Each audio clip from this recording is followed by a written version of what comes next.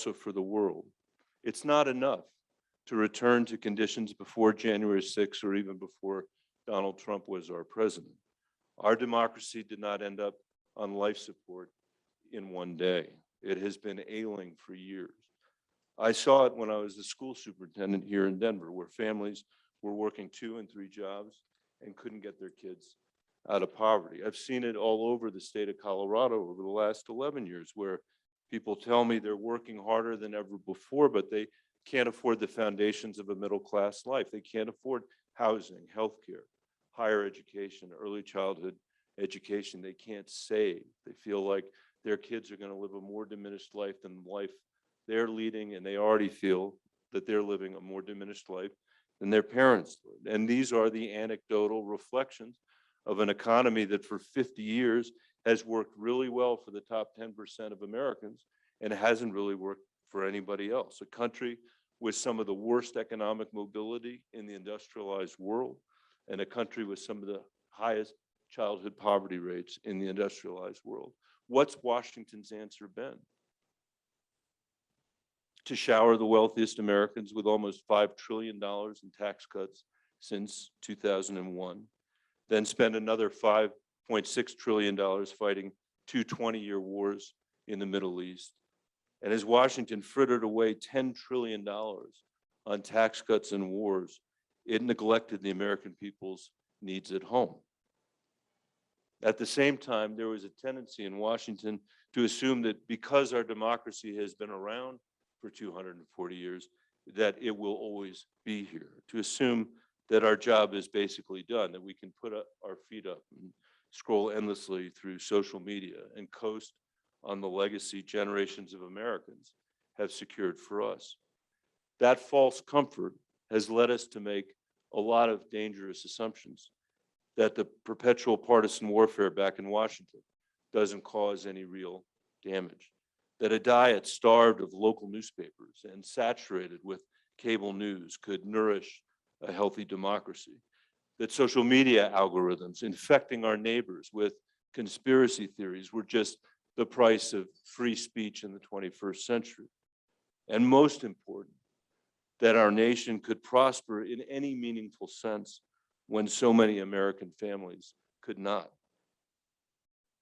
In the end, any human society not governed by force relies on the consent of the governed.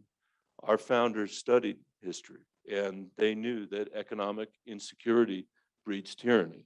They understood that democracies often collapse under the ambition of craven politicians offering false promises of prosperity to consolidate their power. That's why America's example to the world has been most convincing when we stood not only for freedom, but also for opportunity. The world drew inspiration from us because we had the freedom to shape our future through democracy, but also the conditions to hand our children a better future through hard work. But if we're honest with ourselves, it has been a long time since that was true.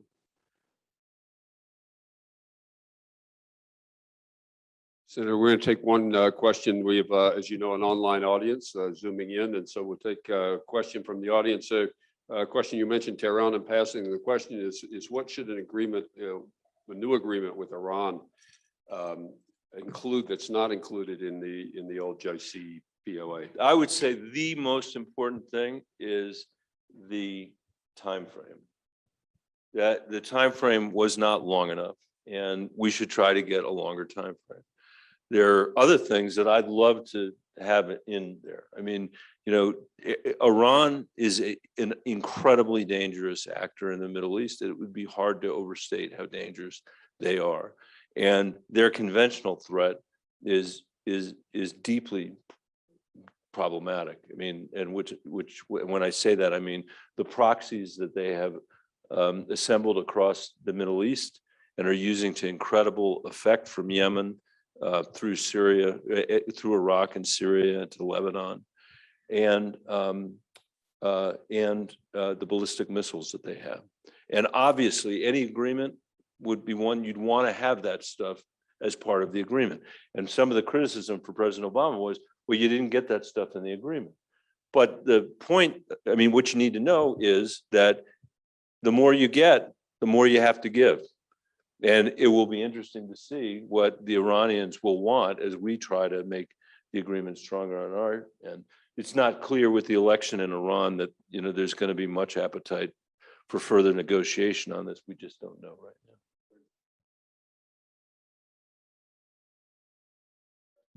now. Senator Bennett, thanks for being here. Thanks for having me. Stay in Southwest Asia, south of Amu Darya River for a moment. To what extent do our assessments show alliances of convenience, cooperation between Iran, the rising rulers of Afghanistan, and China with its kind of commercial approach and that big port west of Karachi?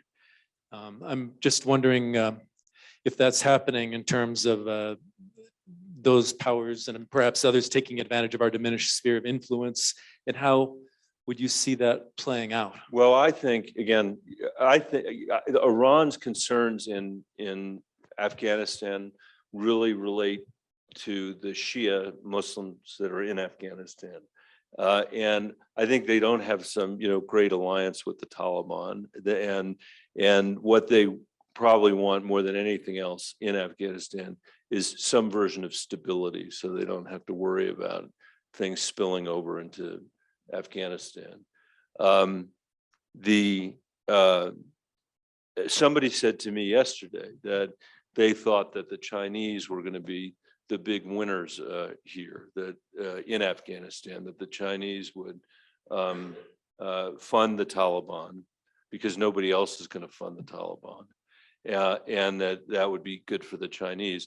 That's an experiment that I'd be very interested to see how it played out. I mean, they certainly, I'm sure they will make an effort to do that. They're not inconvenienced by our concerns about human rights or anything else. But that's, if there were ever an unholy alliance, that's what one would look like. And it would be more reason why the rest of the world ought to come together to try to create a more stable planet.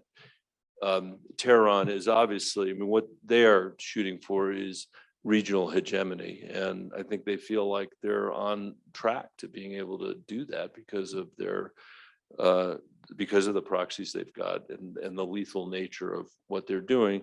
But Israel is pushing back pretty hard in the western parts of Syria and in other places. And so we'll see. It's a fraught world.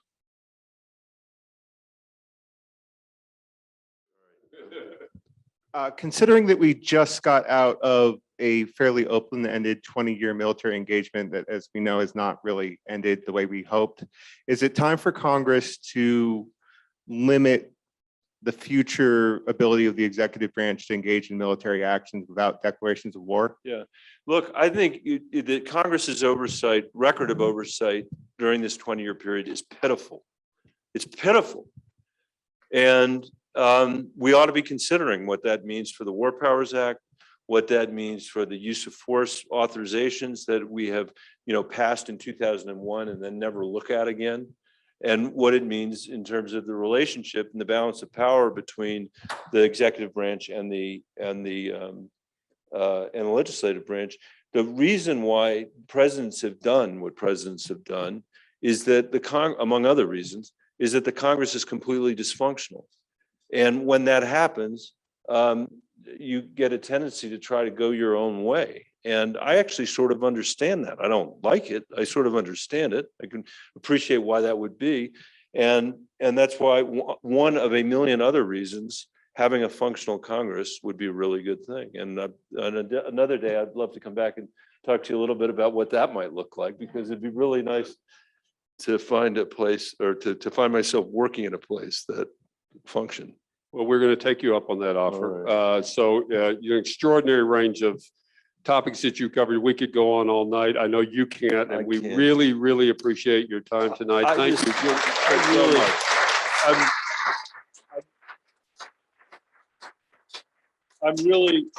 I'm really grateful. And if I could, on the way out, just leave you with one thought, which is, I really, you know, having spent a lot of time thinking about this and writing about this, I really have reached a conclusion that I believe in, which is that we are all, whether we know it or not, we are all founders of this country.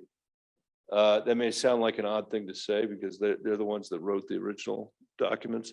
But when I think about, people that ended slavery in the United States of America, or people who worked for decades, women mostly, for the self-evident proposition that women should have the right to vote, you start to get a sense of what the standard really is of whether you're being a good founder or a not so good founder.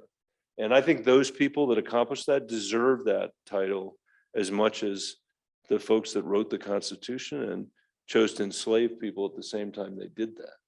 And we have to make a decision about whether or not we're going to be good or lousy. And I think if we decide that we're going to be good, what we will discover is that it really is all in our hands. That these questions that seem out of our control and too difficult for us to solve, from climate to